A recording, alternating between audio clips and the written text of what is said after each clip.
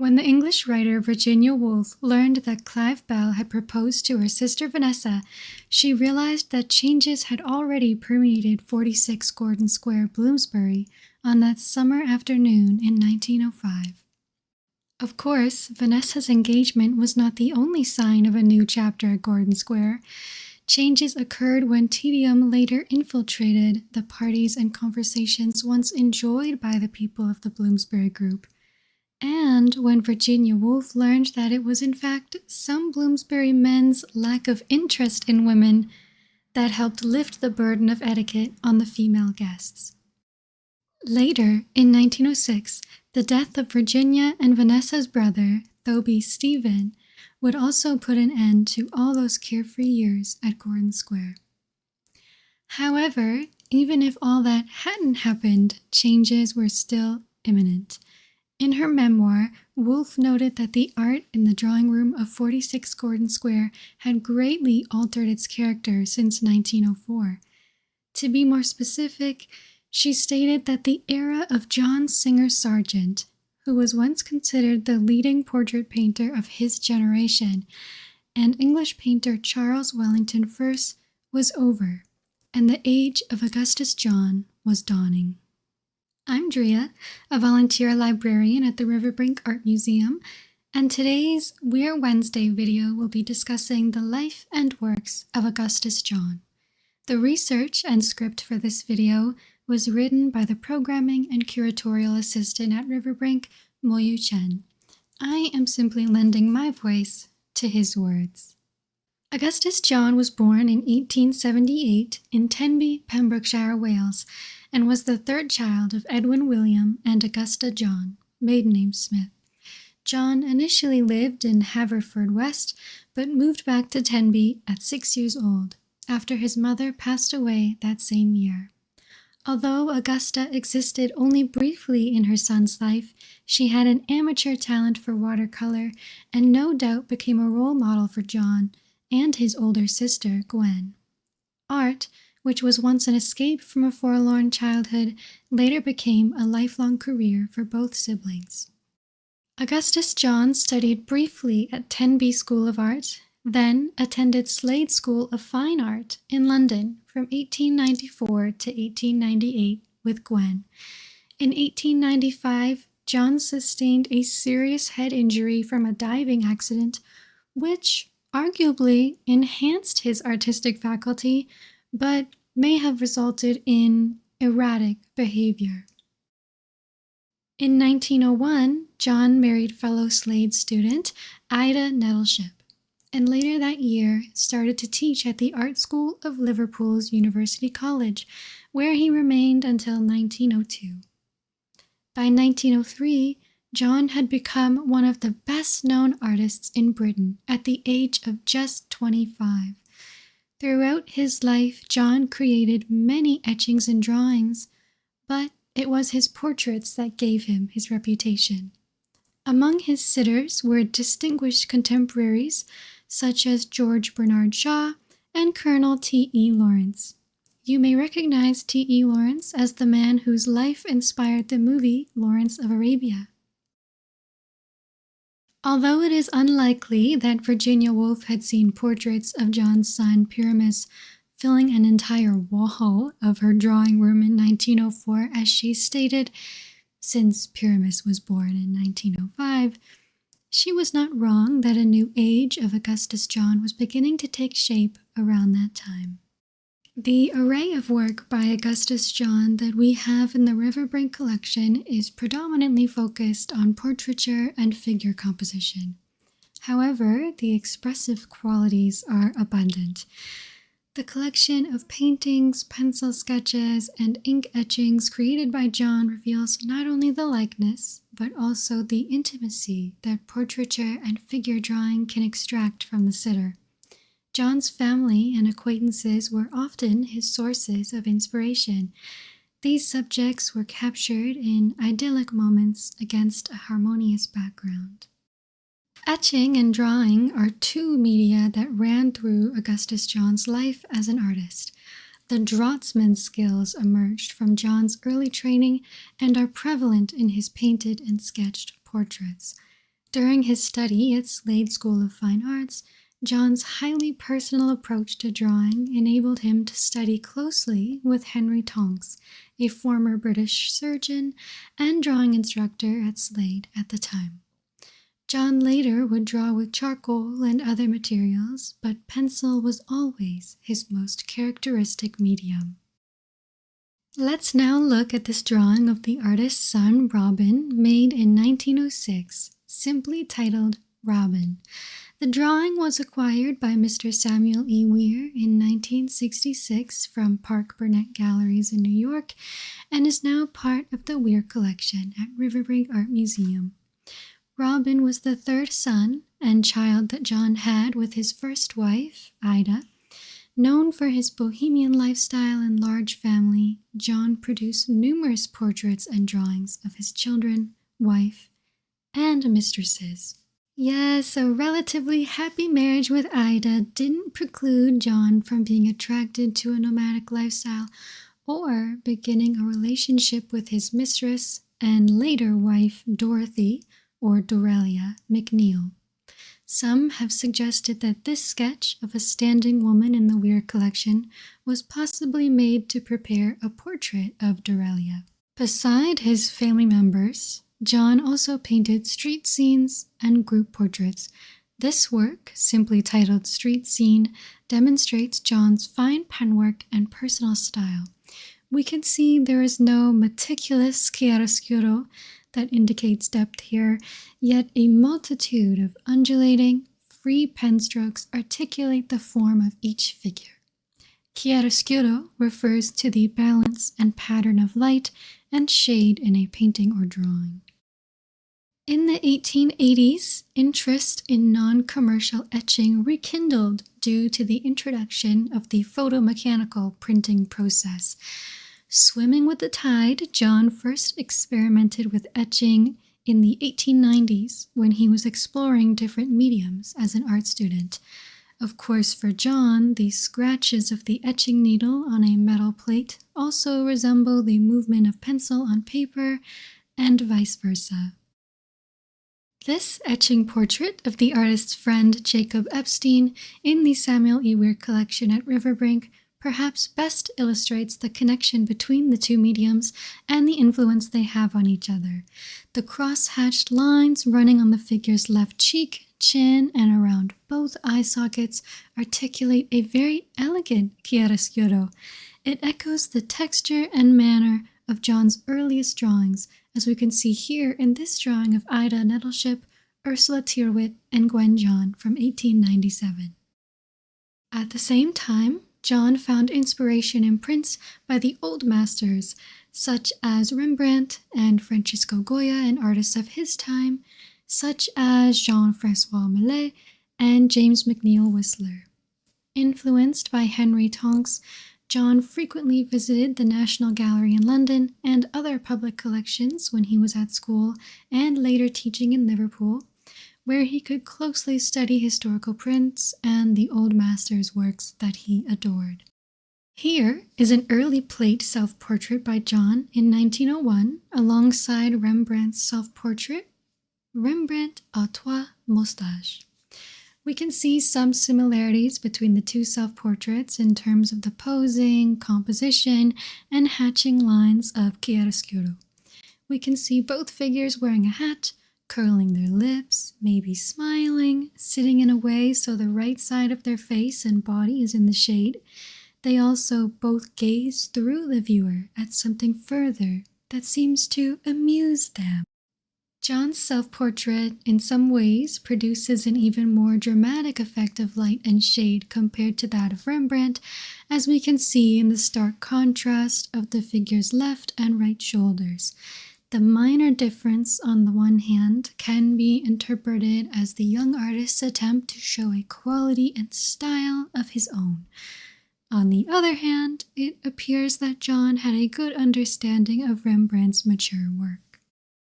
While Augustus John has always been a talented draughtsman with a fine drawing skill since at the Slade, his painting was hesitant at first, as he found it difficult to control his palette, according to Sir William Rothenstein, but he still showed some promise of becoming great. It was mainly the financial difficulty during the initial period of his marriage with Ida that convinced John to pick up his palette again, because he could earn much more from an acceptably sized work on canvas than a small, delicate etching. When John started to paint portraits again, he was still following Rembrandt and Baroque, which had little in common with his contemporaries and who were guided by the art of French Fauvists and post-impressionists. His early portraits usually display a theatrical employment of light, showing finely adjusted contours on the figure and stark tonal contrast between the sitter's face and the background. Two examples are John's first commissioned portrait, An Old Lady from 1899, and Signorina Estella Cerruti from 1902. Both works display a carefully designed chiaroscuro, where the figure's nose bridge demarcates the light and shadow. Of all artists historically recorded, perhaps Augustus John has left the greatest number of drawings and paintings of his own family. One of the first models he had was his first wife, Ida. Like many woman artists, Ida stopped painting soon after they married and found herself occupied with bringing up the young family. They had 5 kids together, named David, Caspar, Robin, Edwin, and Henry, and all became John's models eventually. The 2 portraits we are now looking at are of Edwin at different life stages. Unlike his earlier, highly finished portraits, these 2 informal and more spontaneous studies reflect the artist's awareness of French art, particularly the work of the Impressionists. In these pictures, John is less concerned with creating a monumental image with his draughtsmanship.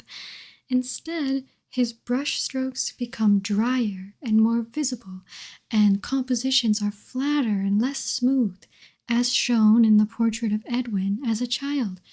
The blue paints that make up Edwin's clothes are applied so thinly and dryly that we can see the wood panel beneath.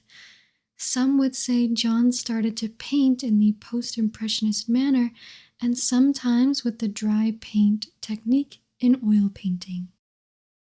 One could hardly see any lingering influence of Rembrandt on John and his portraits made after 1903. This shift in tone in John's painting is not only a result of changes in subject matter from strangers to sometimes family members. John's later paintings reveal more emotional content and state of mind in modern terms. Whether it's the boy's nonchalant face or the young man's contemplative look, the 2 portraits of Edwin draw our attention to the figure's interior life, instead of a naturalistic depiction or idealized studio lighting. Perhaps this focus on expressing emotions through simplified yet bold colors appealed to post-impressionists, including John, as much as it did to a father who wished to capture a fleeting expression on the faces of his children. In 1903, Augustus John met Dorelia for the first time, who soon became his spouse, sweetheart, lover, and muse. After Ida's death in 1907, Dorelia also became John's model-in-chief. Together, they had 2 sons, Pyramus and Romilly, and 2 daughters, Poppet and Vivian. So for John, there were always young people surrounding him to be painted and drawn at will. The painting we are now looking at is called Portrait of Poppet, finished around 1935. John continued to paint in this post-impressionist manner.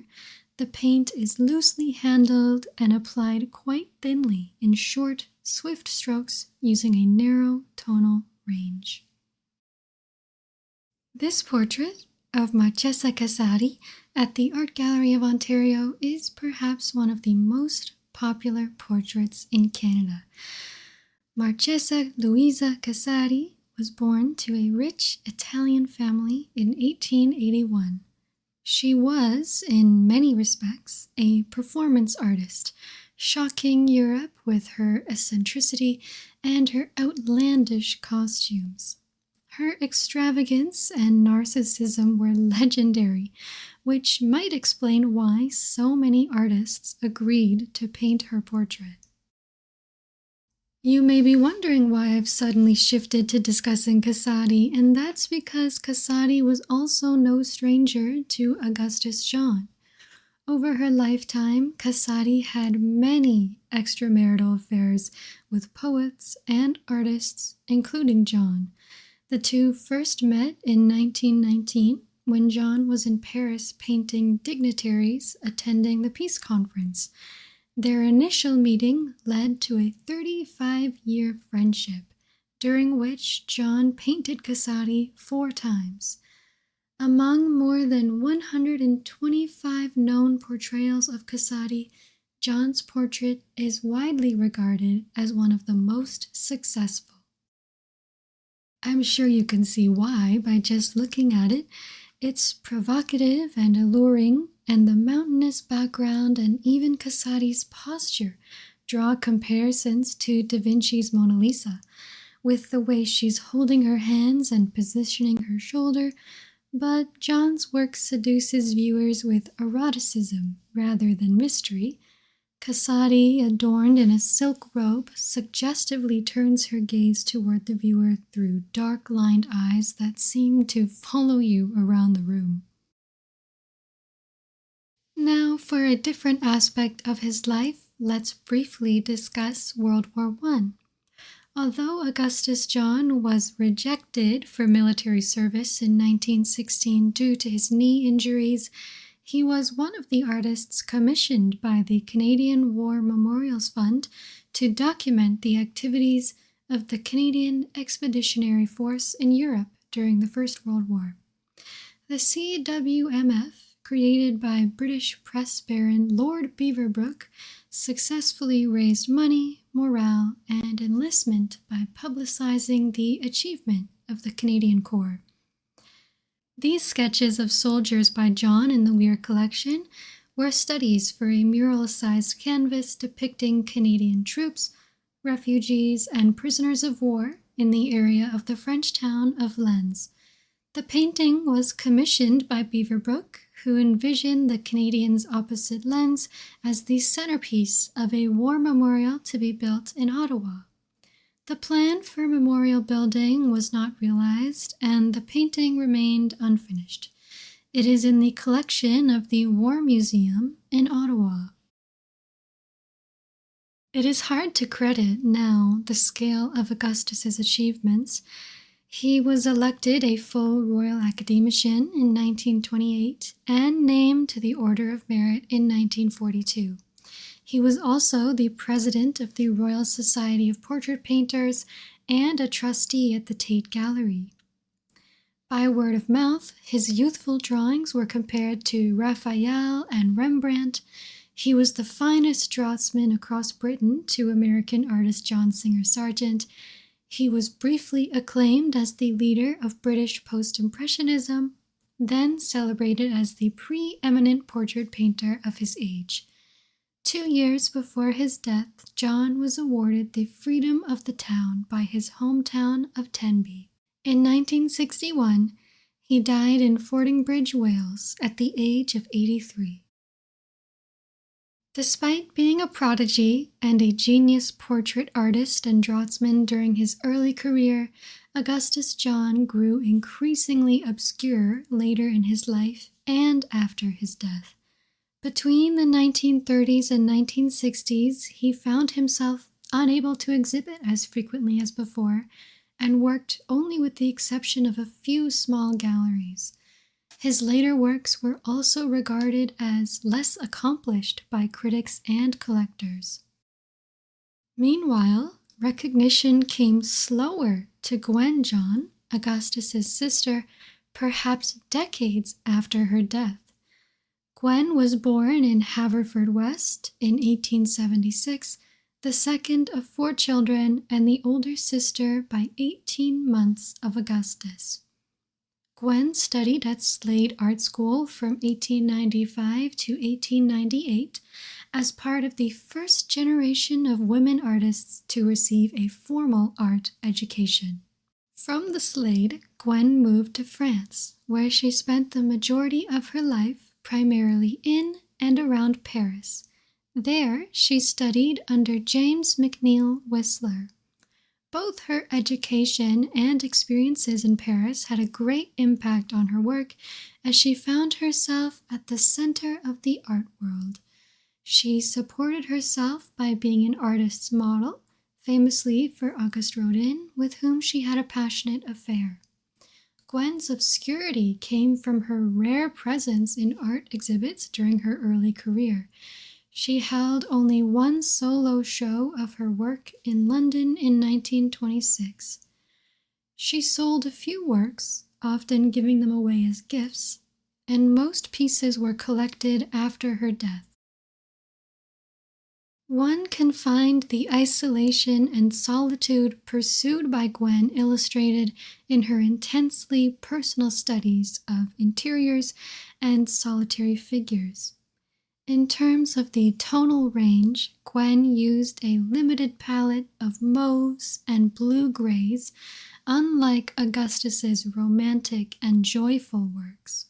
In this painting, titled Nude Girl, Gwen John draws our attention to the sitter's naked body with a limited palette and a minimal setting.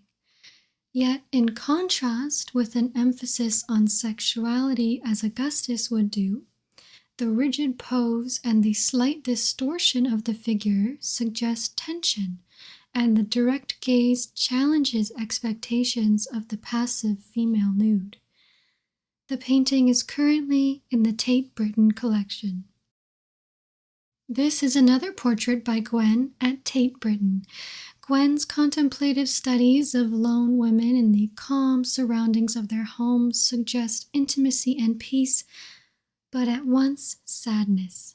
There is no narrative content, although this picture's title, The Convalescent, suggests a way to read the painting. Like much of Gwen John's work, the sitter and background blend together so that they appear as the same surface. It relies rather on mood, atmosphere, and closely tuned harmonies of color for emotional impact. Today, Gwen's fame has surpassed Augustus.